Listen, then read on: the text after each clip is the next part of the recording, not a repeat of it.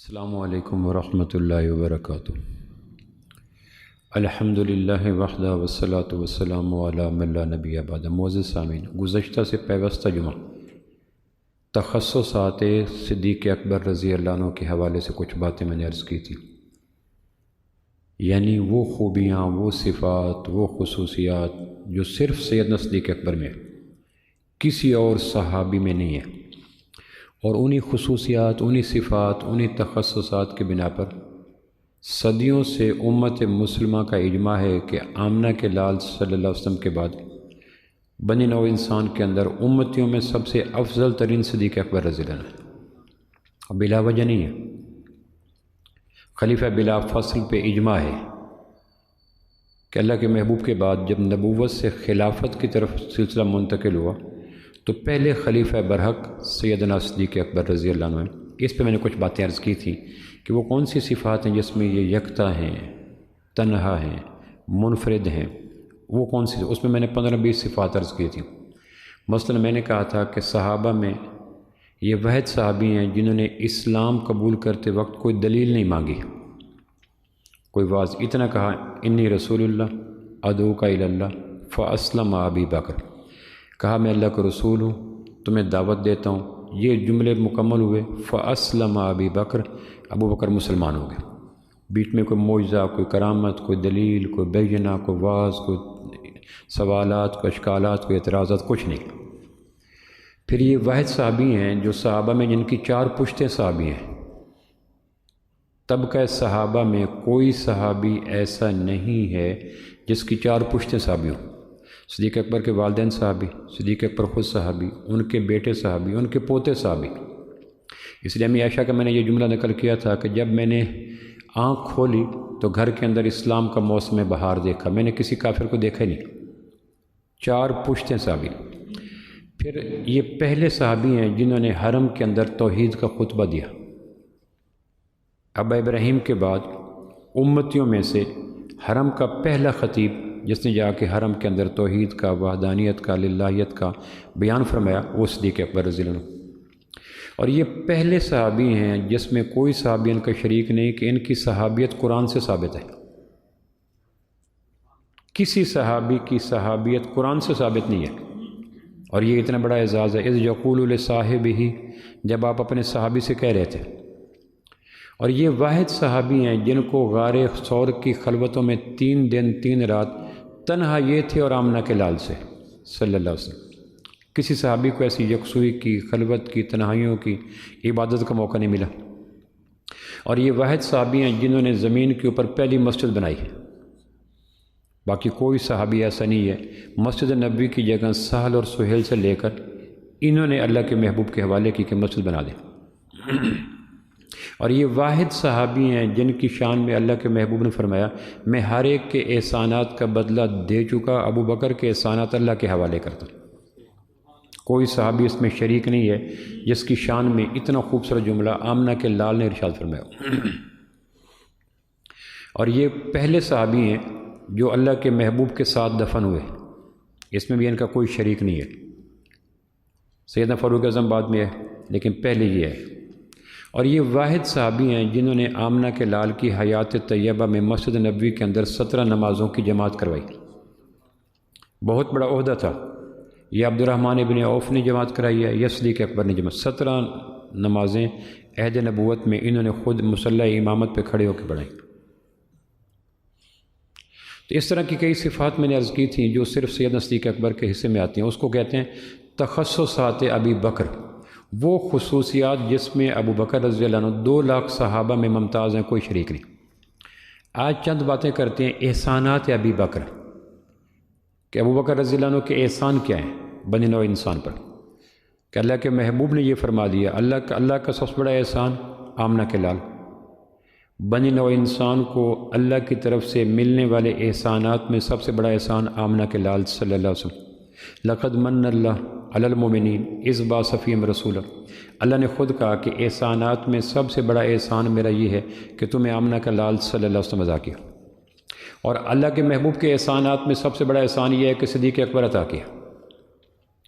اللہ کا احسان آمنہ کے لال، اور آمنہ کے لال کا احسان صدیق اکبر رضی اللہ عنہ۔ صدیوں سے امت کا اجماع رہا ہے کہ امتیوں میں صدیق اکبر کے پائے کا کوئی نہیں۔ تو 4 احسانات جو امت پہ اللہ کے محبوب صلی اللہ علیہ وسلم کے ساتھی نے کیے، میں ان کا اشارہ کرتا ہوں تاکہ محسن کے ساتھ محبت کرنا، اطاعت کرنا، پیار کرنا، یہ جانور کے اندر بھی ہوتا ہے۔ آپ نے دیکھا ہوگا جانوروں میں شیر چیتے کے بیچ میں لوگ پھر رہے ہوتے ہیں، سانپوں کے بیچ میں لوگ پھر رہے ہوتے ہیں۔ اب کون سی چیز ہے کہ اس کا پنجہ ختم ہو گیا، نوک ختم ہو گئی، جبڑے ختم ہو گئے، دانت ختم ہو گئے، شیرانہ حملہ ختم ہو گیا، نہیں سب کچھ ہے، لیکن احسان کے مقابلے میں یہ ساری چیزیں ختم ہو جاتی ہیں۔ شیروں کے بیچ میں ایک آدمی کھڑا ہوتا ہے، آپ نے اس سرکس وغیرہ میں دیکھا ہوگا، اور شیروں کے ساتھ کھیل رہا ہوتا ہے، شیروں کے اوپر بیٹھا ہوتا ہے۔ شیروں کو کون سی چیز اطاعت پہ مجبور کرتی ہے؟ تو جواب ایک ہی ہے کہ اس آدمی کا احسان جو روزانہ گوشت دیتا ہے، پانی دیتا ہے، چارہ دیتا ہے، چھاؤں میں دیتا ہے، ہر گرمی دیتا ہے۔ تو احسان کا بدلہ کسی درجے میں جانور بھی دیتے ہیں۔ سب سے پہلا احسان جو صدیق اکبر رضی اللہ عنہ کا ہے وہ یہ ہے کہ اللہ کے محبوب کی وفات کے موقع پہ امت کو سنبھالنا۔ تاریخ انسانی میں سب سے بڑا سانحہ، سب سے بڑا حادثہ، سب سے بڑا سوگوار دن 12 ربیع الاول سوموار چاشت کے وقت مدینہ منورہ میں اللہ کے محبوب کا وصال تھا۔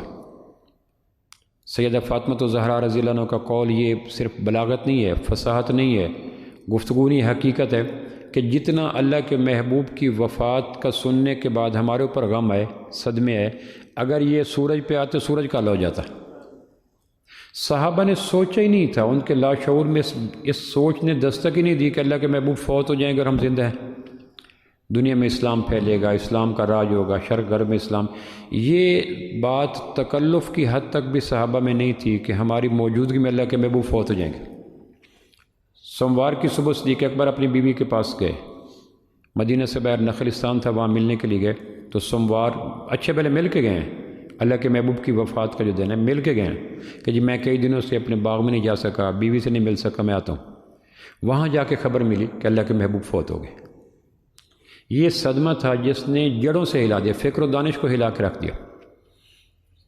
محبت بھی تھی، عقیدت بھی تھی، عقائد بھی تھے، اور اللہ کے محبوب کے جدائی توڑ کے رکھ دیا۔ کئی صحابہ گونگے ہو گئے، کئی صحابہ نے اس کے بعد عمر بھر بولے نہیں۔ یہ واپس آئے تو مسجد نبوی میں فاروق اعظم ننگی تلوار لے کے کھڑے تھے۔ جس نے کہا کہ اللہ کے محبوب فوت ہو گئے میں اس کی گردن اڑا دوں گا۔ موسیٰ علیہ السلام کی طرح طور سینہ پہ گئے، احکام لیں گے، چوروں کے ہاتھ کاٹیں گے۔ یہ کیفیت فاروق اعظم کی تھی جن کا مزاج میں سختی تھی۔ سیدنا علی ٹیک لگا کے بیٹھے ہیں، حضرت عثمان گم سم بیٹھے ہیں، پورے مسجد نبی میں کاٹو تو لہو نہیں، ایک ہو کا عالم، صدمہ صدمہ۔ اس موقع پہ کسی کو سمجھ نہیں آ رہی کہ کیا کریں۔ غم کی اس شدت میں اور حدت میں واحد شخص ایسے نزدیک پر جو مسجد نبی میں ہیں، حضرت عمر تلوار نکال کے کھڑے تھے۔ انہوں نے کہا تلوار والے بھائی بیٹھ جا۔ انہوں نے سنی انسنی کر دی، پھر انہوں نے اس کے کندھے پہ ہاتھ رکھ کے بٹھایا اور ممبر پہ تشریف لے گئے، اور وہاں آ کے خطبے کے بعد کہا وما محمد الا رسول قد خلت من قبلہ الرسل۔ یہ قرآن مجید کی آیت پڑھی کہ آمنہ کے لال رسول ہیں اور ان سے پہلے بھی رسول ہے، اور وہ بھی اپنی معینہ طب عمر پر پوری کر کے اللہ کے پاس چلے گئے۔ سلسلہ رسالت کی آخری تکمیلی پہلو یہ ہیں، یہ بھی چلے گئے۔ تو صحابہ کہتے ہیں کہ ہمیں یوں لگا کہ یہ آیت آج اتری ہے۔ غم کے موقع پر، صدمے کے موقع پر، ہلا دینے والے موقع پر امت کو سنبھالنا، اس کو کول ڈاؤن کرنا، تلخ حقیقت کے لیے تیار کرنا، یہ بہت بڑا احسان تھا۔ پھر آہستہ آہستہ صحابہ میں یقین آنا شروع ہو گیا کہ کل من علیہ کل نفس ذائقۃ کل شیء ہالک۔ اس کی زد میں آمنہ کے لال بھی آ گئے اور اللہ کے پاس چلے گئے۔ دوسرا احسان یہ تھا کہ ثقیفہ بنو سعدہ پر ایک بہت بڑا مشورہ ہو رہا تھا۔ انصار مدینہ کا ایک ڈیرا تھا، دار الندوہ ٹائپ۔ انصار مدینہ کے اس ڈیرے کو ثقیفہ بنو سعدہ کہتے تھے۔ انصار مدینہ کی کوئی مشاورت ہوتی، کوئی میٹنگ ہوتی، کوئی اہم بات ہوتی تو وہ اپنی میٹنگ کے لیے ثقیفہ بنو سعدہ نامی جگہ پہ آ کے مسائل کرتے تھے۔ صدیق اکبر فاروق اعظم اللہ کے محبوب کے پاس ہیں، تجہیز و تکفین و تدفین کے مراحل طے ہو رہے ہیں، تو کسی نے دیوار کے ساتھ کھڑے ہو کے کہا امت کی خبر لیں، ثقیفہ بنو سعدہ میں عجیب قسم کا مسئلہ ہو چکا ہے۔ پھر یہ دونوں حضرات اللہ کے محبوب کی غسل سے فارغ ہو کر ثقیفہ بنو سعدہ میں پہنچے۔ وہاں یہ طے ہو رہا تھا کہ اللہ کے محبوب کے بعد خلیفہ کون ہو۔ خلیفہ تو کسی نے ہونا تھا، تمام انتظامات تو ایک خلیفہ کرتا ہے، کن فوجوں کو بھیجنا ہے، کن کو روکنا ہے، کیا مراحل ہیں۔ تو وہ اللہ کے محبوب کا پہلا دن تھا، سوموار، چاشت، 12 ربیع الاول 531 سے 1 جیٹھ کو وصال ہوا۔ تو اس موقع پر یہ پوچھ رہے تھے کہ خلیفہ کون ہوگا۔ تو وہاں تقریباً یہ ٹک لگ گیا تھا، طے ہو چکا تھا کہ سعد بن عبادہ رضی اللہ انصاری ہیں، وہ سردار ہیں انصار کے، وہ خلیفہ ہوں گے۔ صدیق اکبر تشریف لائے، ان کو دیکھ کر وہ خاموش ہو گئے۔ پھر انہوں نے پوچھا کیا مسئلہ ہے؟ انہوں نے کہا عالمی مسائل کے حل کے لیے نبوت کے بعد خلیفے کا ہونا ضروری ہے، کیونکہ خلیفہ معاملات کو طے کرے گا اور ہمیں پتہ نہیں چل رہا کس کو تبکہ کس کو کریں۔ تو انہوں نے کہا اللہ کے محبوب کو ہم نے پناہ دی، انصار نے کہا ہمارے پاس ہے، اور حضور نے فرمایا تھا کہ اگر میں اپنی مرضی کا مجھے اختیار ملتا تو میں انصار کے ساتھ ہوتا، مہاجرین اور انصار کی دو الگ الگ سطریں ہوں تو میں انصار میں جا کے بیٹھتا۔ پھر فرمایا جسم کے ساتھ جو کپڑا مس کرتا ہے وہ انصار ہوتے ہیں، میرا انصار میرے بنیان ہیں، انہوں نے مجھے سہارا دیا، پناہ دی، شیلٹر دیا، اسلام کو دوام بخشا۔ تو انہوں نے انصار نے انصاریوں کی تعریف کی، 100 خلیفہ ہمیں ہونا چاہیے۔ صدیق اکبر نے کہا اتنی بڑی قربانی اور اتنا تھوڑا صلہ، یعنی تم نے قربانیوں کے پہاڑ لگا دیے اور صلہ مانگ رہے ہو خلافت۔ انصار اپنی قربانیوں کا صلہ شایان شان اللہ سے لو، خلافت کے روپ میں نہ لو۔ پھر انہوں نے کہا کہ عرب مجموعی طور پر قریش کے علاوہ کسی کو خلیفہ نہیں مانے گا، علامت من قریش، امام قریشی بنا لو، تم وزیر ہو جاؤ۔ پھر ایک آواز آئی ایک تم میں سے حکمران ہو جائے، ایک ہم میں سے حکمران ہو جائے۔ انہوں نے فرمایا سیفان فی غمت واحد، ایک میان میں 2 تلواریں کیسی؟ پھر انہوں نے کہا 2 آدمی، ابو عبیدہ بن جراح اور فاروق اعظم، یہ مکہ کے مہاجر ہیں، حضور کے ساتھ ہے، قریشی ہیں، ان میں سے جس کو چاہو خلیفہ بنا لو۔ تو وہاں ایک مارکا، اگر اس موقع پہ آ کے ثقیفہ بنو سعدہ میں اس مجلس کا رخ اسلام کی طرف نہ پھیرتے تو امت ڈے 1 سے اس میں تقسیم ہو جاتی کہ یہ فاروق اعظم ہے، یہ سعد بن عبادہ ہیں، ان میں سے جس کو چاہو بیعت کر لو۔ تو سعد بن عبادہ کہنے لگے کہ اللہ کے نبی اپنی حیات طیبہ میں ہمارا اپنا مسلح جس کے حوالے کر گئے، ہم خلافت بھی اسی کے حوالے کرتے ہیں۔ یعنی خلیفہ بلا فصل کا جاندار شاندار حوالہ تھا مسلح نبوت پہ امامت کروانا۔ تو ثقیفہ بنو سعدہ اس میں ہو گیا۔ تجہیز تکفین کے مراحل طے ہونے کے بعد اگلے دن ایک مارکہ پیش آیا، وہ تیسرا احسان میں اس کو گنتا ہوں۔ 9 ہجری کو موتا کے مقام پر ایک جنگ ہوئی تھی، مدینہ سے تقریباً 500-600 میل دور شام کی طرف۔ اس جنگ میں ابو عبیدہ، اس جنگ میں 3 صحابی شہید ہو گئے، اس میں زید بھی تھے۔ غزوہ موتا سے پھر فوج کو بچا کے خالد واپس لے آئے۔ تو آپ نے سفر کے مہینے میں، ربیع الاول میں آپ کا وصال ہوا، اس سے پچھلا مہینہ سفر تھا، سفر میں ایک تیار کیا فوج، حضرت اسامہ بن زید رضی اللہ کو سپہ سالار بنایا اور کہا کہ جس جگہ پہ تمہارے باپ کو قتل کیا گیا تھا موتا، وہاں جا کے اپنے باپ کا بدلہ لے کے آؤ۔ تو یہ تقریباً 3000 کے لگ بھگ صحابہ اسامہ بن زید رضی اللہ کے ماتحت تھے، حضرت عمر ماتحت تھے، صدیق اکبر ماتحت تھے، سیدنا علی ماتحت تھے۔ حضرت اسامہ نے پہلی دفعہ جنگوں کے اندر غزوہ حنین میں آئے 8 ہجری کو، 19 سال کی عمر تھی، کوائٹ ینگ، جنگی تجربہ نہیں تھا۔ تو مارکہ یہ پیش آیا کہ اللہ کے محبوب کا وصال ہو گیا، اور حضرت اسامہ لشکر لے کے نکلے تھے، مدینہ کے قریب ایک جگہ ہے جرف، وہاں پہنچے تھے تو ان کو ان کی بیوی کے پیچھے سے آ کے اطلاع ملی کہ اللہ کے محبوب کی علامات سے لگ رہا ہے کہ شاید دیر تک آپ نہ رہ سکے، اللہ کے پاس چلے جائیں، لہٰذا انتظار کرو مقام جرف پر۔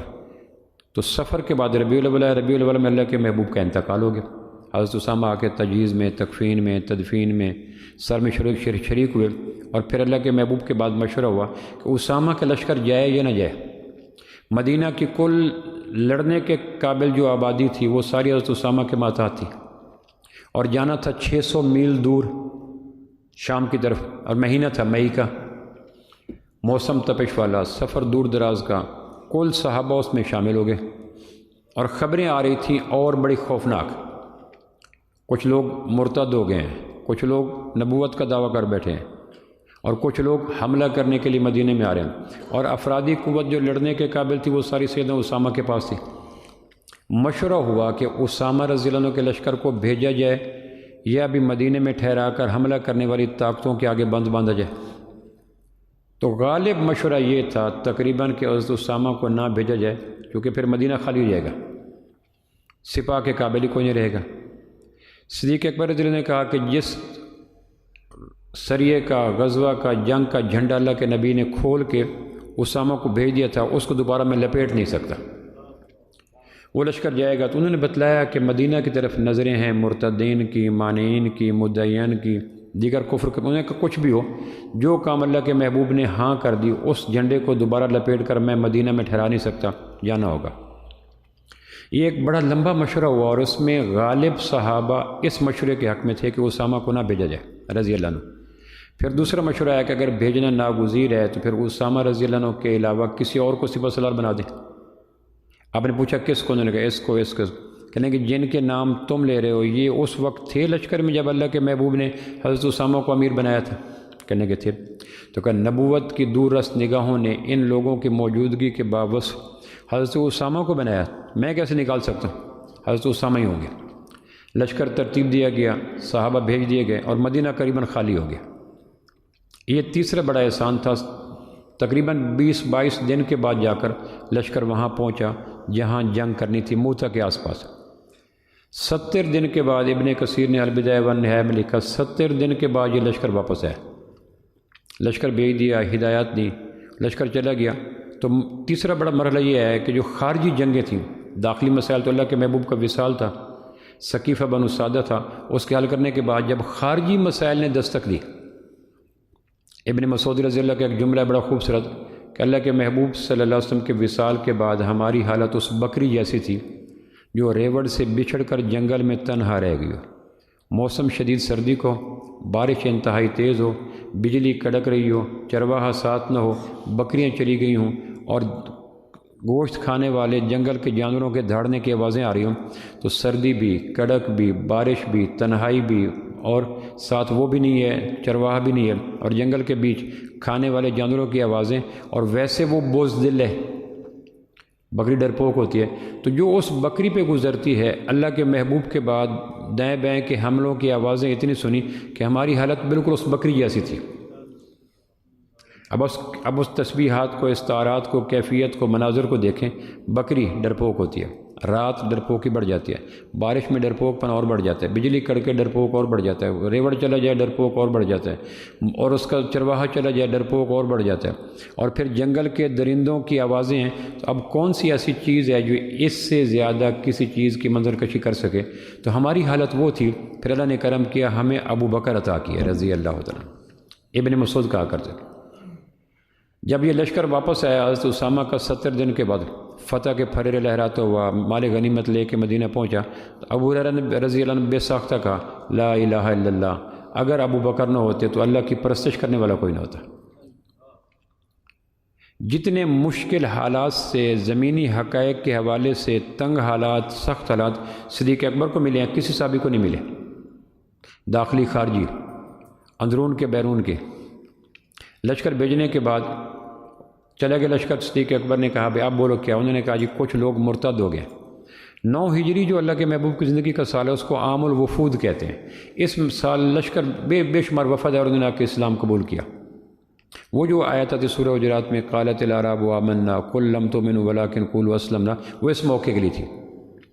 9 ہجری کو وفد عام شروع ہو گئے۔ ابھی ایمان ان کی دل کی گہرائیوں میں اترا نہیں تھا کہ اللہ کے محبوب کا وصال ہو گیا، ان تک اسلام کی تعلیمات پہنچ نہ سکی۔ مدینہ، مکہ، کنارے، دور نزدیک چھوٹی سی تعلیمات، اور پھر مرتد ہو گئے۔ یہ مرتد ہو گئے، انہوں نے حملہ کر دیا مدینہ میں۔ امناً یہ مدینہ میں مسجد نبوی میں دیکھا، مدینہ میں گھوم پھر کے دیکھا، ان کو یقین ہو گیا کہ طاقت کوئی نہیں۔ صحابہ سارے چلے گئے حضرت اسامہ بن زید کے ساتھ، مدینہ خالی پڑا ہے۔ تو 3 دن یہ مرتدین مدینہ میں پھرتے رہے۔ 3 دن کے بعد انہوں نے کہا جی کہ صدیق اکبر سے کہیں کہ ہم زکوٰۃ نہیں دیں گے۔ جب ان کی ٹیون دیکھی تو صدیق اکبر نے صحابہ کو اکٹھا کر کے کہا یہ مدینہ کی گلیوں میں، محلوں میں، وادیوں میں، مسجد میں، محل دیکھ چکے ہیں کہ مسلمانوں کے پاس افرادی قوت کوئی نہیں، اس لیے ان کے لہجہ اور ٹیون بدل گئی ہے، اور انہوں نے مدینہ کے کنارے آ کر فوجیں اتار دی۔ 5 بڑے بڑے واقعات ہوئے جنہوں نے ہلا کے رکھ دی۔ ان میں سے ایک واقعہ بھی اگر ہوتا تو کمال تھا۔ کچھ لوگ مرتد ہو گئے، کچھ لوگوں نے زکوٰۃ دینے سے انکار کر دیا، کچھ لوگ نبوت کے دعویٰ کر بیٹھے، کچھ لوگوں کو اسلام کے بارے میں شک ہونا شروع ہو گیا اور روم اور شام کی فوجیں حملہ کرنے کے لیے تیار ہو گئی۔ یہ خارجی مسائل تھے جس کو ابن مسعود نے کہا تھا بکری کی طرح صورتحال ہماری بن چکی۔ جب یہ واپس چلے گئے اور جا کے مدینہ کے کنارے پہ انہوں نے جا کے اپنی صفوں کو ترتیب دینا شروع کر دیا مانعین زکوٰۃ نے۔ صدیق اکبر کہنے لگے اس سے پہلے کہ ہم ڈیفینسو پوزیشن میں جائیں، دفاعی پوزیشن میں جائیں، ہم اوفینسو پوزیشن میں آ جائیں، حملہ ور کریں۔ تو راتوں رات حملہ کیا، ان کے بے شمار قتل ہوئے اور ان کی بھی خوف بیٹھ گیا۔ اتنے میں کچھ عرصے کے بعد اسامہ بن زید رضی اللہ بھی لشکر کو لے کر جو 3000 کے لگ بھگ تھا واپس آ گیا۔ آپ نے اسامہ کو کہا ساتھیوں کو ریسٹ کرو اور میں چلتا ہوں۔ تو یہ ایک خوفناک صورتحال تھی۔ اسامہ رضی اللہ عنہ کا بھیجنا، وہ بھیج جب ان کی لشکر فتح لے کے آیا تو عام افواہ ہوگی کہ مسلمانوں کے پاس اسامہ بن زید کے لشکر کے علاوہ کئی گنا لشکر مدینہ میں ریزرو موجود ہے، اگر نہ ہوتا تو کیسے بھیجتے؟ 600 میل دور، مئی کا مہینہ، 20-22 دن ایک طرف جانے کے لگے، 20-22 دن واپسی پہ لگے، کل 70-71 دنوں کے بعد لشکر دوبارہ مدینہ میں آیا۔ تو جو حملہ کی سوچ رہے تھے یا مسلمانوں کو کمزور مان رہے تھے، ان کے لاشعور میں یہ بات آ گئی کہ یقیناً مسلمانوں کے پاس ریزرو فوج موجود ہے۔ تو آپ نے حملہ کر کے مرتدین کو کہا 3 دن تمہارے پاس ہیں، اسلام کے کسی پہلو پہ اشکال کرو، 3 دن کے بعد میں سروں کی فصل کاٹ دوں گا۔ مرتد کے متعلق یہ حکم ہے کہ جس طرح جسم کے کسی حصے پہ کینسر ہو جائے اور وہ آگے سے آگے بڑھتا جا رہا ہو تو ڈاکٹر کہتے ہیں اس کو کاٹ دیا جائے۔ اب گھر کا حصہ ہے، پاؤں گھر کا حصہ ہے، ہاتھ گھر کا حصہ ہے، بازو اپنے گھر کا حصہ ہے، اس حصے کو کاٹنا کیوں؟ تاکہ دوسرا حصہ متاثر نہ ہو۔ مرتد کمیونٹی کا حصہ ہوتا ہے اور اس کو کہا جاتا ہے کہ تم ایسی باتیں کر رہے ہو جس سے سادہ لوگ مسلمان مزید پریشان ہو سکتے ہیں، لہذا 3 دن کی مہلت دی جائے مرتد کو۔ 3 دن کے بعد اس پوچھے یہ اشکال کس پہ ہے؟ اسلام کے نظام تقدیر پہ اشکال ہے، نظام میراث پہ اشکال ہے، نظام حجاب پہ اشکال ہے، نظام توحید پہ اشکال ہے، اعتراض کرو۔ 3 دن کے بعد اگر ان کے اعتراضات کے جواب پورے ہو گئے، تمہیں فائنانس کا مسئلہ ہے، حفاظت کا مسئلہ ہے، دشمن کا خوف ہے، ساری چیزوں کو داخلی اور خارجی چیزوں کو مرتب کر کے پھر جو مسلمانوں کو کاٹ دو، جس طرح کینسر والے جو عضو کا علاج کرنے کے بعد پھر بھی کینسر اگر آگے چل رہا ہے تو کاٹ دو۔ اب یہ ٹانگ کٹواتا ہے آدمی، ہاتھ کٹواتا ہے، لیکن پھر پیسے بھی دے کے آتا ہے۔ اس کے بعد پھر ایک مرحلہ خوفناک آیا، مانعین زکوٰۃ۔ یہ بڑا مشکل مرحلہ تھا کہ زکوٰۃ دینے والے 3 حصوں میں تقسیم ہو گئے۔ ایک نے کہا زکوٰۃ اللہ کے محبوب کے عہد تک تھی، ان کے جانے کے بعد زکوٰۃ ویسے ختم ہوگی۔ ایک قبیلہ یہ ہو گیا مانعین زکوٰۃ میں۔ دوسرے نے کہا زکوٰۃ تھی لیکن جس علاقے کے لوگوں سے لی جائے اسی علاقے کے لوگوں کو دی جائے۔ ہم کٹھی کریں گے یمن میں، ہم کٹھی کریں گے قصا میں، کٹھی کر کے اپنے علاقوں میں تقسیم کر دیں گے۔ قرآن مجید کی آیت بھی تھی ان کے عمراء سے لو اور ان کے غرباء کو دو۔ اور تیسرا یہ تھا کہ جزیہ کی طرح زکوٰۃ ہے، اور جزیہ غیر مسلموں پہ ہوتا ہے، ہم تو مسلمان ہیں۔ صدیق اکبر کے سامنے مسئلہ پیش ہوا کیا کیا جائے۔ اس پہ بھی صحابہ کا تقریباً غالب حصہ یہ تھا جو لشکر اسامہ پہ تھا، انہوں نے کہا اس کو نہ چھیڑا جائے، اس لیے کہ مرتدین بھی بفرے بیٹھے ہیں، اسامہ بھی واپس نہیں آیا، مدعیان نبوت بھی کھڑے ہو گئے، اور ویسے بھی اگر زکوٰۃ کا انکار نہیں کر رہے، ابھی وہ کہہ رہے ہیں جی ہم دیں گے لیکن اپنے علاقے کے غرباء کو دیں گے۔ میں کبھی سوچتا ہوں کہ اگر اس وقت صدیق اکبر جزوی طور پر مان لیتے کہ حالات کا تقاضا ایسا ہے، معاملات ایسے ہیں، زمینی حقائق ایسے ہیں، گرد و پیش کے، اگر صدیق اکبر اس وقت طے کر دیتے کہ چلو ٹھیک ہے 1 سال کے لیے 2 سال کے لیے زکوٰۃ نہ دو، تو اسلام بازیچہ اطفال بن جاتا، پھر قیامت تک اسلام کی تعلیمات کو ناسک کاٹنے میں لوگ لگ جاتے۔ ابھی اس دفعہ جون میں رمضان آیا، کوئی نہیں اس دفعہ نہ رکھو، زکوٰۃ میں ترمیم تنسیخ ہونا شروع۔ اسلام کے بنیادی چیزوں میں ترمیم تنسیخ ہو جاتی اگر صدیق اکبر زکوٰۃ کے حوالے سے کمپرومائز کر لیتے، قیامت تک اسوہ بن جاتا۔ ابو بکر رضی اللہ عنہ نہیں کیا تھا ایسا۔ اگر حالات کی پریشانی اور لوگوں کی جنگوں کے بنا پر فرض زکوٰۃ صدیق اکبر معاف کر سکتے ہیں تو روزہ کیوں نہیں معاف ہو سکتا؟ پر کا پرندہ، بات کا بتنگڑ۔ تو اسلام بچوں کا مذاق بن جاتا، کبھی پیوند لگتا حج میں، کبھی پیوند لگتا نمازوں میں، کبھی پیوند لگتا روزوں میں۔ صدیق اکبر نے کہا بھائی جو کلمہ پڑھتا ہے نماز کو مانتا اس کو زکوٰۃ دینی ہوگی، اور اگر زکوٰۃ میں رسی دے رہا تھا اونٹ کی، بکری کی، بھیڑ کی، اور وہ کہ میں بکری دوں گا، اونٹ دوں گا، لیکن رسی نہیں دوں گا، تو میں رسی بھی لوں گا۔ یہ پہلا زوردار اسلام کے گرد چار دیواری باندھی۔ اگر صدیق اکبر اس پہ جزوی طور پر کمپرومائز کر لیتے تو اسلام موم کی ناک بن جاتا، ہاتھ کی چھڑی بن جاتا، بازو کی گھڑی بن جاتا، کوئی چیز سلامت نہ رہتی۔ دلیل پہ دلیل دے کر اسلام کی قطر بیونت، ناسخ منسوخ، ترمیم تنسیخ کا رجحان عام ہو جاتا۔ آپ نے کہا زکوٰۃ تو دینی ہوگی۔ زکوٰۃ دینے کے فیصلے کو صحابہ نے بڑا پروٹیسٹ کیا، ابھی نہ کریں۔ اللہ کے محبوب نے کہا تھا کلمہ پڑھنے والوں سے قتال نہیں ہو سکتا، اور یہ سارے کلمہ گو ہیں۔ مرتدین وہ تھے جو نئے مسلمان ہوئے تھے، مانعین زکوٰۃ وہ تھے جو پرانے مسلمان تھے۔ لیکن آندھی چلی، چراغ گول ہو گئے، ہوائیں چلی، سارا موسم بہار ختم ہو گیا، اور کئی طرف سے مدینہ کی طرف آ گیا۔ پھر آپ نے کہا جنہیں ان سے جنگ ہوگی، زکوٰۃ لی جائے گی، رسی لی جائے گی، اور اس میں کسی قسم کا مداہنت نہیں کی جائے گی۔ اگر کر دی گئی تو قیامت تک اسلام پہچان سے نکل جائے گا۔ یہ اتنا بڑا دور رس فیصلہ تھا۔ خدا نہ خواستہ اگر جزوی طور پر زکوٰۃ کے حوالے سے کمپرومائزنگ سٹائل آ جاتا، اسلام کا پتہ نہیں کیا سے کیا ہو جاتا۔ پھر 5 بڑے بڑے نبی پیدا ہو گئے، مدعیان نبوت۔ ان کے لاشعور میں تھا کہ اللہ کے محبوب نے نبوت کا دعویٰ کیا، اس لیے لوگ ساتھ ہو گئے، اگر ہم کریں گے تو ہمارے ساتھ بھی ہو جائیں گے۔ شیطان نے ان کے لاشعور میں یہ خیال انجیکٹ کیا کہ اگر ہم کر لیں گے، 5 بڑے بڑے نبوت کے مدعی، اور ان کے ساتھ ہزاروں کی فوج ہوگی، مسلمہ کذاب، طلحہ بن خویلد اسدی، مالک بن نویرہ، سجا بنت حارث، اسود انسی، یہ بڑے بڑے 5 قسم کے، اور ان کے ساتھ ہزارہ کا لشکر تھا، اور ان کا سب کا رخ مدینہ کی طرف تھا۔ اور ان کی خواہش یہ تھی کہ جو جا کر مدینہ میں مسجد نبوی کے اندر اپنے مدعی نبوت ہونے کا اعلان کر دے گا، مدینہ اسی کے قبضے میں ہوگا۔ یہ بڑا خوفناک وار تھا۔ اور عہد نبوت میں، عہد صداقت میں جس مسئلے پر صحابہ کا اجماع ہوا، یعنی اسامہ پہ اجماع نہیں ہو سکا، مرتدین پہ اجماع نہیں ہو سکا، مانعین زکوٰۃ پہ اجماع نہیں ہو سکا، رائے رہی 10 15 2 4، لیکن جس مسئلے پر کہ جنہوں نے نبوت کا دعویٰ کیا ان کے بارے میں کیا کیا جائے، تو پہلا اجماع عہد نبوت کے بعد جس مسئلے پر ہوا وہ یہ تھا کہ ختم نبوت کے کسی شخص کو تسلیم نہیں کیا جائے گا۔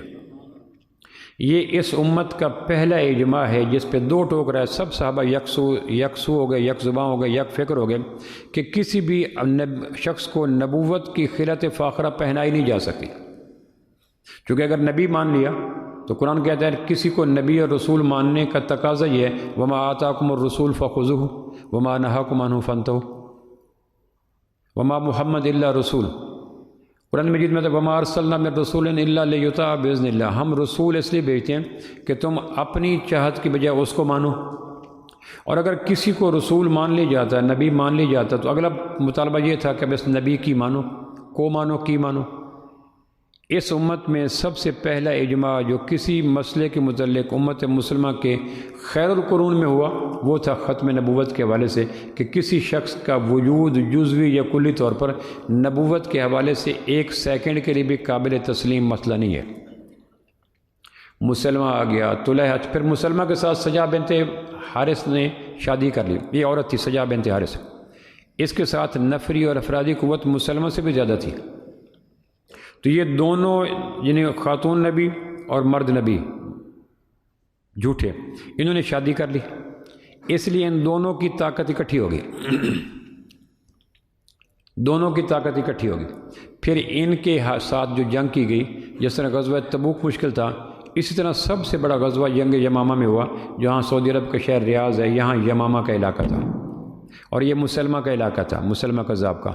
صدیق اکبر رضی اللہ کے زمانے میں ان سے جنگ ہوئی وہاں پہ، اور اسی سے وہ مسئلہ نکلا جس کے بنا پہ سیدنا علی فرمایا کرتے تھے کہ امت ساری زندگی بھی ابوبکر کا شکریہ ادا کرے تو کر نہیں سکتی، انہوں نے قرآن کو جمع کر دیا۔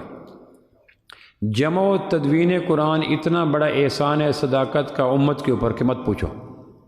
جنگ یمامہ ہوا سعودی عرب کے شہر ریاض میں، تو اس میں یہ طے کیا گیا کہ کیا کیا جائے۔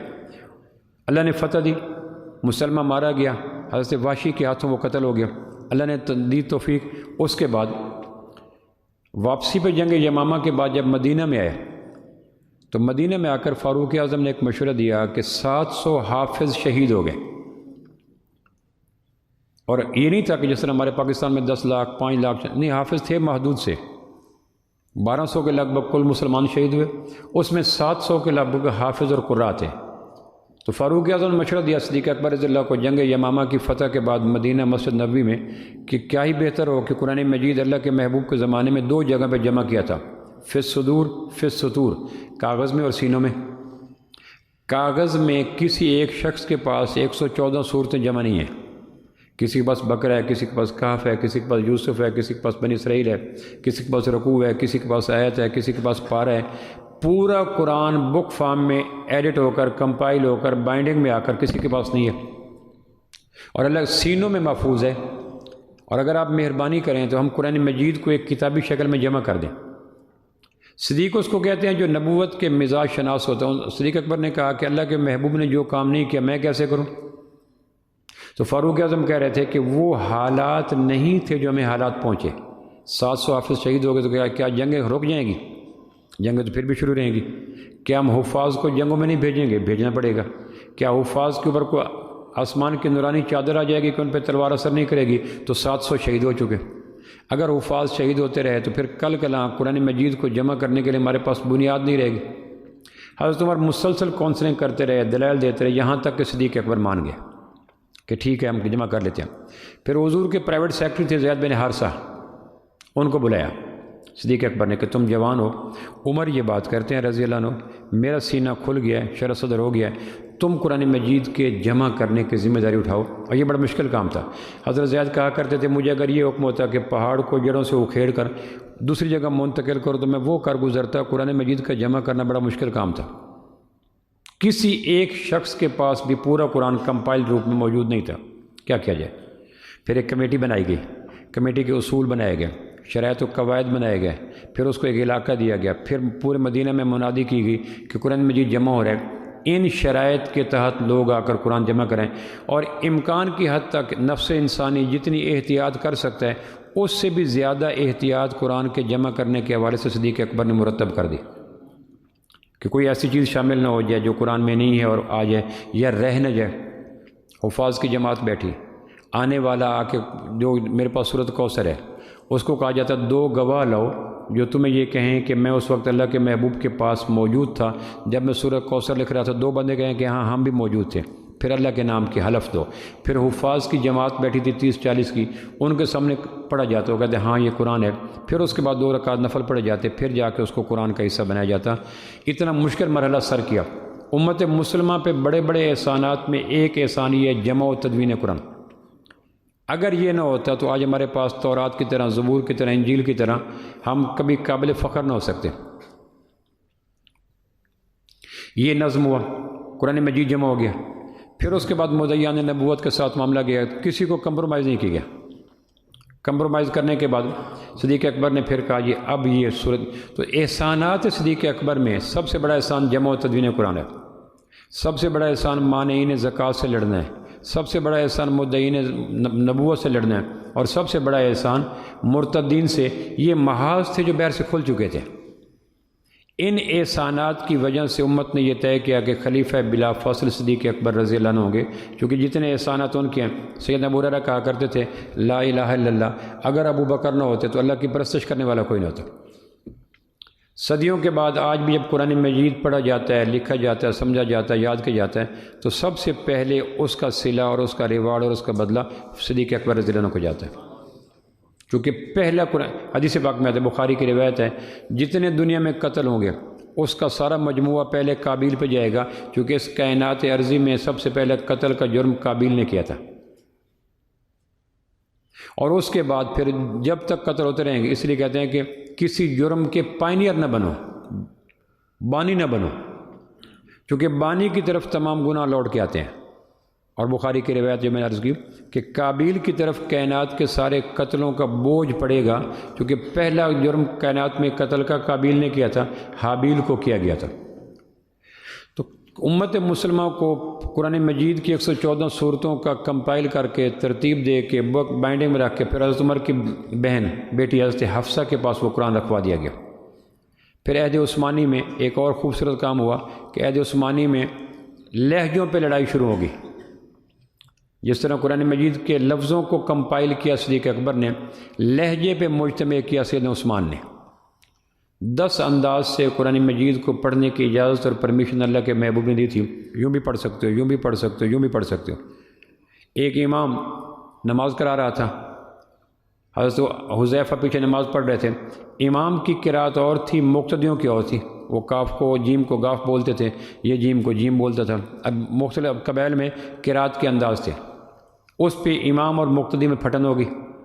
حضرت حذیفہ مدینہ پہنچے حضرت عثمان کے پاس، حضرت عثمان کہنے لگے مہربانی کرو، جنگوں کے اندر قرآن مجید کے 7 یا 10 انداز سے پڑھنے کا جو مسئلہ ہے اس کو ایک پہ جمع کر دیں۔ انہوں نے کہا اللہ کے محبوب نے اجازت دی تھی، کہنے کہ اس وقت اسلام عجم میں، نان عرب میں نہیں گیا تھا، اب اسلام نان عجم میں جا چکا ہے، لہٰذا ان کو ایک لہجہ دیں۔ سیدنا عثمان نے پھر کہا آج کے بعد دنیا کے ہر جگہ پر لہجہ قریش کے تحت قرآن پڑھا جائے گا۔ تو لہجوں کو جمع کرنا سیدنا عثمان کا کارنامہ ہے، اور لفظوں کو جمع کرنا سیدنا صدیق اکبر کا کارنامہ ہے۔ اگر لہجے جمع نہ ہوتے تو یہ حال ہوتا جو اس وقت دنیا عیسائیت کا ہو چکا ہے۔ پھر صدیق اکبر رضی اللہ کی وفات کا وقت آیا تو پہلے پوچھنے کے لیے آج کون سا دن ہے؟ کہنے کہ سوموار کا۔ کہ میں نے اللہ کے دعا مانگی تھی کہ یا اللہ میری عمر اللہ کے محبوب کی عمر سے زیادہ نہ ہو۔ بخاری کی روایت ہے کہ جس آدمی کو 60 سال عمر مل گئی، اللہ کی طرف سے حجت پوری ہو گئی، کل کلام وہ یہ نہیں کہہ سکے گا کہ میں نے برائیوں سے یوں ٹرن نہیں لیا تھا، میری عمر تھوڑی تھی۔ بخاری کی روایت ہے 60 سال جس کی عمر پوری ہو جائے، اللہ کی طرف سے حجت پوری ہوگی کہ تم چاہو تو تبدیلی کر سکتے ہو۔ ابن عباس رضی اللہ کہتے ہیں، اس بخاری کی شرح میں لکھے ابن عباس رضی اللہ کا قول کہ اہل مدینہ 40 سال کے بعد دنیا کا کام چھوڑ دیتے۔ اہل مدینہ 40 سال کی عمر جب کسی کی ہو جاتی، وہ کہتے ہیں اب دنیا کا کام چھوٹی، اب آخرت کی طرف سیکھیں، مسائل سیکھیں، فضائل سیکھیں، دینی عبادات میں جان ڈالنا سیکھیں۔ 40 سال کے بعد مدینہ والے اپنے دنیا کا کام چھوڑ دیتے۔ ترکوں کے متعلق ایک قول آتا ہے کہ جس ترک کی عمر 63 برس سے زیادہ ہو جاتی وہ کہتا ہے حدوں سے گزر گیا ہوں۔ ترکوں کا ذوق تھا کتنی عمر ہے، اور ایک آدمی کی عمر ہوتی 65 سال، تو وہ کہتے ہیں بھئی میں حدوں سے گزر گیا ہوں۔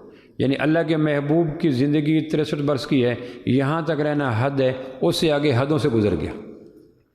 صدیق اکبر رضی اللہ حدوں سے نہیں گزرنا چاہتے تھے، انہوں نے دعا مانگی یا اللہ میری عمر اللہ کے محبوب کی عمر سے زیادہ نہ ہو۔ دن سوموار کا ملا، کہنے کہ آج میری عمر پوری ہوگی 63 سال، مجھے اللہ کی ذات سے امید ہے کہ اللہ مجھے اپنے پاس بلا لے گا، کیونکہ میں نے دعا مانگی تھی کہ طبعی عمر اللہ مہربانی کر کے اپنے محبوب کی عمر جیسی عمر عطا کرنا۔ فاروق اعظم کی وفات کے وقت عمر بھی 63 برس تھی، صدیق اکبر کی بھی 63 برس تھی۔ سوموار کا دن تھا تو بیٹی کو بلایا۔ لکھا ہے سیرت نگاروں نے کہ سیدنا صدیق اکبر کی وفات کا بڑا غم وصال مصطفیٰ تھا۔ اللہ کے محبوب کی وفات کے بعد صدیق اکبر سنبھل نہیں سکے، ٹھنڈے سانس بھرتے۔ حضرت عائشہ کہتی کئی دفعہ میں رات کو گئی، صدیق اکبر کروٹوں پہ کروٹیں بدلتے اور اللہ کے محبوب کا نام لیتے تھے کہ ان کے جانے کے بعد زندگی کا مزہ کوئی نہیں رہا۔ یعنی جو اندر ویسے تو کی صورت بن گئی کہ یہ زہر دیا گیا، یہ کیا گیا، وہ کیا، لیکن اصل سیرت نگار لکھتے ہیں کہ اصل بنیاد یہ تھی کہ اللہ کے محبوب کے وصال کے بعد جو اندر دکھ اترا تھا، اس دکھ کا متبادل کوئی نہیں تھا۔ پھر آپ نے اپنی بیٹی کو بلایا، کہنے کہ اب میرا جدائی کا وقت ہے، مہربانی کرنا مجھے پرانے اسی لباس میں کفن دینا، نئے کفن نہ پہنانا۔ سیدہ عائشہ کہنے کہ ہم نیا پہنائیں گے، کہنے کہ نئے کے لیے زندہ لوگ مستحق ہیں، مر جانے والوں کو اگر اللہ معاف کر دے تو اس سے نیا مل جائے گا، اور اگر پکڑا گیا تو یہ کفن کیا تو کھال بھی اتار لی جائے گی۔ امت مسلمہ میں یہ اعزاز سے صدیق اکبر کو ہے کہ جنہوں نے وفات کے وقت پرانے کپڑوں میں کفن پسند کیا۔ پھر کہنے کہ میری لاش کو لے کر اللہ کے محبوب کے حجرے کے پاس جانا، کیونکہ قرآن مجید میں آتا ہے منہا خلقناکم وفیہا نعیدکم ومنہا نخرجکم تارۃ اخری۔ جب ہم کسی کی تدفین کرتے ہیں، دفن کرنے کے بعد مٹی پھینکتے ہیں، مٹھی ڈالتے ہیں، پھر ہم ایک جملہ آیت پڑھتے ہیں منہا خلقناکم، اسی سے تم پیدا ہوئے، فیہا نعیدکم، اسی میں جا رہے ہو، ومنہا نخرجکم تارۃ اخری، اور اسی سے پھر نکالے جاؤ گے۔ تو اللہ کے محبوب کے جہاں تدفین ہے ان کے جنازے اس کے حجرے کے باہر میری لاش جا کے رکھ دینا، اگر دروازہ خود بخود کھلے تو دفن کر دینا، ورنہ جنت البقیع میں دفن کر دینا۔ 63 برس کی عمر ہوئی تو آپ نے محسوس کر لیا کہ آج کی رات مشکل ہے۔ تو حضرت عائشہ کہتی ہے اس وقت کچھ نصیحتیں کی، کچھ وصیتیں کی، اور حضرت عمر کی طرف پیغام بھجوایا کہ اپنے بعد کہتے ہیں کہ موسیٰ علیہ السلام کا سب سے بڑا احسان یہ تھا کہ انہوں نے ہارون کو پہچان لیا اور نبوت لے لی۔ صدیق اکبر کا سب سے بڑا احسان یہ ہے کہ انہوں نے صحابہ میں فاروق اعظم کو پہچان کر ان کے حوالے خلافت کر کے امت مسلمہ پہ احسان کیا۔ دور رس نگاہ رکھنے والے موسیٰ ہیں یا ابو بکر ہیں، لکھتے ہیں سوانح نگار لکھتے ہیں، انہوں نے پہچان لیا کہ عمر اگر آ گیا تو کام سدھ ہو جائے گا، اور ساری لینڈ سے کیپنگ اور چھوٹے موٹے جو کانٹے تھے وہ ابو بکر نے چن لیے تھے، مدعیان نبوت کے، مانعین زکوٰۃ کے، مرتدین کے اور مختلف بادشاہوں کے حملے کے مشکل وقت سارا حل ہو گیا۔ تو پھر ان کی وفات ہو گئی، وفات ہونے کے بعد ان کی لاش کو اللہ کے محبوب کے حجرے کے باہر رکھ دیا گیا، اور انتظار کر رہے تھے کہ اللہ کے محبوب کی طرف سے اگر خود صدا آئی تو دفن کر دینا۔ یہی کام فاروق اعظم نے کیا تھا کہ لوگ یہ نہ کہیں، پہلے حضرت عبداللہ بن عمر کو بھیجا تھا کہ اللہ کے محبوب کے حجرے میں دفن ہونا چاہتا ہوں، حضرت عائشہ سے پوچھ کے ہو۔ تو حضرت عائشہ نے کہا کہ جگہ میں نے اپنے لیے رکھی ہوئی تھی، لیکن عمر کے احسانات کا تقاضا ہے کہ میں اپنی خواہش کو دبا کر اپنے محبوب اور باپ کے اور شوہر کے ساتھ عمر کو دفن کرنے کی اجازت دیتی ہوں۔ تو حضرت عمر نے کہا تھا میں اس وقت زندہ تھا، اور لو لحاظ کی بات ہے، ممکن ہے حضرت عائشہ نے زندگی کی وجہ سے ترس کھایا، مر جاؤں تو پھر حضرت عائشہ کے پاس لے جانا، اور مرنے کے بعد اگر وہ دے گی اجازت تو لوگ یہ نہیں کریں گے کہ خلافت کے زور پر قبضہ کر کے عمر حجرہ شریف میں چلا گیا۔ اور یہی بات صدیق اکبر نے کی۔ بخار ہوا، اللہ کے محبوب کو بخار ہوا، 14 دن پہلے صدیق اکبر کو بخار ہو گیا۔ زہر کی بات اللہ کے میں فرمایا تھا کہ مجھے زہر دی گئی، زینب کی مرحب کی بھابھی زینب نے زہر دی تھی، اور زہر کا لقمہ صدیق اکبر کو دیا گیا۔ اسی چارپائی پہ لاش رکھی گئی، وہی کپڑا ڈالا گیا، وہی وقت تھا۔ صدیق اکبر کو جا کے جب حجرے کے باہر رکھا گیا تو صحابہ منتظر تھے کہ کہاں سے آواز آئی۔ ایک آواز آئی جس کو ہر آدمی نے سنا کہ محبوب کو محبوب کے ساتھ ملا دو، اوصل الحبیب الی الحبیب، حبیب کو حبیب کے ساتھ ملا دو۔ تو 22 جمادی الثانی سوموار کا دن، شام کو منگل کی رات تھی جب آفتاب صداقت غروب ہوا آفتاب رسالت کے ساتھ۔ 63 برس کی عمر تھی جب وفات ہوئی، اور اس کے بعد امت کو جب کچھ چیزیں حوالے کی حضرت عمر کی طرف کہ یہ دے دینا، یہ دے دینا، یہ دے دینا، چھوٹی موٹی چیزیں، تو حضرت عمر کہنے لگے بعد میں آنے والوں کو ابو بکر مشکل میں ڈال گئے، اپنی ذات کی حد تک تو وہ سارے کام کر گئے، لیکن جو انہوں نے حکومت کا، خلافت کا پیرامیٹر طے کیا، بعد میں آنے والے مشکل ہو جائیں گے۔ تو یہ جمادی الثانی آتا ہے تو صدیق اکبر کی یاد آتی ہے، اور صدیق اکبر کی باتیں ایمان کی تقویت کا باعث بنتی ہیں۔ حسن بصری کا جملہ میں نے سنایا تھا آپ کو، حسن بصری کہا کرتے تھے اذا اردتم یطیب المجلس فافیضوا فی ذکر عمر، اگر تم چاہتے ہو کہ تمہاری مجلسیں پاک ہوں، دل و دماغ پاک ہوں، سوچیں جذبے پاک ہوں، رویے خیالات پاک ہوں، اس کا طریقہ یہ ہے کہ عمر کی باتیں کیا کرو۔ حسن بصری دل و نگاہ کی پاکیزگی کے لیے عمر کی باتیں کرتے ہیں، اور حضرت عمر سے کسی نے پوچھا صدیق اکبر، علامہ سیوطی نے تاریخ الخلفاء میں لکھا ہے جبریل علیہ السلام مدینہ میں آئے تو آپ نے فرمایا جبریل عمر کا مقام کیا ہے آسمان والوں کے نزدیک۔ علامہ سیوطی نے تاریخ الخلفاء میں یہ لکھا کہ عمر کا اللہ کے محبوب نے پوچھا عمر کا کیا مقام ہے آسمان والوں کی نظر میں، تو جبریل علیہ السلام کہنے لگے مجھے عمر نوح چاہیے عمر کے مقام کو بیان کرنے کے لیے۔ جبریل علیہ السلام کہنے لگے سیوطی کے بقول کہ اللہ کے محبوب آپ نے عمر کا مقام پوچھا ہے، تو جبریل جیسے وحی لانے والا پیغمبر کہنے لگا مجھے عمر نوح چاہیے عمر کے پیغام کے لیے، عمر کے مقام کو بیان کرنے کے لیے۔ تو اللہ کے محبوب پوچھا صدیق اکبر کے بارے میں کیا خیال ہے؟ تو حضرت عمر کہنے لگا، جبریل علیہ السلام کہنے لگے وہ تو عمر کی بے شمار، صدیق اکبر کی بے شمار نیکیوں میں ایک نیکی بھی عمر سے بڑھ گئی ہے، یعنی وہ تو صدیق اکبر کے ہی گناہ آگے ہیں۔ تو اللہ کا شکر ہے کہ ہمیں اللہ پاک نے ابو بکر دیا، عمر دیا، عثمان دیا، علی دیا۔ اس کا فائدہ یہ ہوتا ہے کہ ان کے تذکروں سے ایمان کو جلا ملتی ہے، توانائی ملتی ہے، طہارت ملتی ہے، پاکیزگی ملتی ہے۔ یہ بچوں کو سنانا چاہیے۔ باقی کسی قوم کے پاس، امت کے پاس ایسے مشاہیر نہیں ہیں۔ پھر دفن کرنے کے بعد صدیق اکبر رضی اللہ کو دفن کیا گیا، جہاں اللہ کے محبوب کا سینہ تھا وہاں صدیق اکبر کا سر رکھا گیا، پھر نیچے دفن کر دیا گیا۔ جب تک صدیق اکبر دفن رہے اور اللہ کے محبوب کی قبر مبارک وہاں رہی، حضرت عائشہ کی ملکیت تھی، وہ حجر عائشہ، تو وہ صبح بھی جاتی شام بھی جاتی، اور اللہ کے شان کہ 23 ہجری 1 محرم کو فاروق اعظم دفن ہو گئے۔ تو یہ تیسری اور آخری قبر تھی، اس کے بعد عیسیٰ علیہ السلام کی بنے گی۔ جب حضرت عمر دفن ہوئے، سیدہ عائشہ نے روزانہ جانا چھوڑ دیا، فرمایا کرتی تھی غیر محرم میرے حجرے میں آ گئے، اب مجھے حجاب آتا ہے۔